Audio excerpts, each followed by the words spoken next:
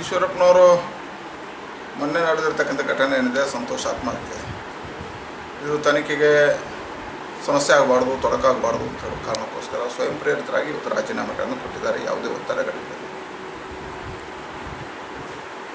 ಒಂದು ಪ್ರಕರಣಗಳು ನಡೆದಾಗ ಪಾರ್ಟಿಗೆ ಇರುಸು ಮುರುಸು ಆಗಬಾರ್ದು ಮತ್ತು ಅವರೇ ಮೊದಲ ಬಾರಿಗೆ ತನಿಖೆ ಒತ್ತಾಯ ಮಾಡಿದ್ದಾರೆ. ಹಾಗಾಗಿ ತನಿಖೆಯೂ ಸಮಸ್ಯೆಗಳಾಗಬಾರ್ದು ಅನ್ನೋ ಕಾರಣಕ್ಕೋಸ್ಕರ ರಾಜೀನಾಮೆಯನ್ನು ಕೊಟ್ಟಿದ್ದಾರೆ. ಇವತ್ತು ಇದರ ಹಿಂದೆ ಕಾಂಗ್ರೆಸ್ ಇದೆ ಅಂತ ಅನಿಸ್ತದೆ. ಕಾಂಗ್ರೆಸ್ ಒಂದು ಹೀನ ರಾಜಕಾರಣವನ್ನು ಮಾಡ್ತಾಯಿದೆ. ಕಾಂಗ್ರೆಸ್ನಲ್ಲಿ ಇವತ್ತು ಅವರು ರಾಜೀನಾಮೆ ಕೊಟ್ಟ ಮೇಲೂ ಅವರನ್ನು ಬಂಧಿಸಬೇಕು ಅಂತ ಹೇಳುವಂಥ ಹೋರಾಟವನ್ನು ಕೈಗೆತ್ತಿಕೊಂಡಿರುತ್ತೆ. ಹಾಗೆ ನೋಡಿದರೆ ಕಾಂಗ್ರೆಸ್ನ ಎಲ್ಲ ನಾಯಕರು ಜೈಲಲ್ಲಿ ಇರಬೇಕಾದವರು. ಜಾರ್ಜ್ ಗಣಪತಿ ಆತ್ಮಹತ್ಯೆ ಪ್ರಕರಣ ನಡೆದಾಗ ಗಣಪತಿ ವಿಡಿಯೋ ಮುಖಾಂತರ ಹೇಳಿದರು, ನನ್ನ ಈ ಆತ್ಮಹತ್ಯೆಗೆ ಕಾರಣ ಜಾರ್ಜ್ ಅಂತ. ಇವತ್ತಿನವರೆಗೆ ಅವರನ್ನು ಬಂಧಿಸಲಿಲ್ಲ. ಕಾಂಗ್ರೆಸ್ ಸರ್ಕಾರ ಇತ್ತು.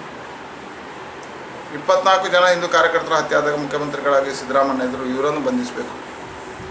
ಇವತ್ತು 10 ಪ್ರಕರಣಗಳಲ್ಲಿ ನಲಪಾದ್ ಬೇಲ್ನಲ್ಲಿದ್ದಾರೆ, ಅವರು ಜೈಲಲ್ಲಿರಬೇಕು. DKC ಅವರು ಬೇಲಲ್ಲಿರುವಂಥದ್ದು. ಹೀಗೆ ಇದೆಲ್ಲವನ್ನು ಕಂಡಾಗ ಕಾಂಗ್ರೆಸ್ನವರೆಲ್ಲರೂ ಜೈಲಲ್ಲಿರಬೇಕಾದವರು ಇವತ್ತು ರಾಜಕಾರಣಕ್ಕೋಸ್ಕರ ಹೋರಾಟವನ್ನು ಮಾಡ್ತಾರೆ.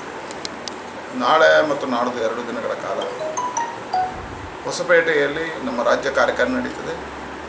ಈ ಕಾರ್ಯಕಾರಿಣಿಯಲ್ಲಿ ನಮ್ಮ ರಾಷ್ಟ್ರೀಯ ಅಧ್ಯಕ್ಷ ಆಗಿರ್ತಕ್ಕಂಥ ಜಗತ್ಪ್ರಕಾಶ್ ನಡ್ಡಾ, ನಮ್ಮ ರಾಷ್ಟ್ರೀಯ ಸಂಘಟನಾ ಕಾರ್ಯದರ್ಶಿಗಳಾಗಿರ್ತಕ್ಕಂಥ ಸಂತೋಷಿ ಮತ್ತು ನಮ್ಮ ರಾಜ್ಯದ ಪ್ರಭಾರಿಗಳಾಗಿರ್ತಕ್ಕಂಥ ಅರುಣ್ ಸಿಂಗ್ ಅವರು ಭಾಗವಹಿಸ್ತಾರೆ. 2 ದಿನಗಳ ಕಾಲ ನಡೆಯುವ ಇದರಲ್ಲಿ ನಮ್ಮ ಮುಂದಿನ ಚುನಾವಣೆಗಳು, ನಮ್ಮ ನಡೆಗಳು, ನಮ್ಮ ತಂತ್ರಗಾರಿಕೆ ಎಲ್ಲದರ ಚರ್ಚೆಗಳು ನಡೀತವೆ.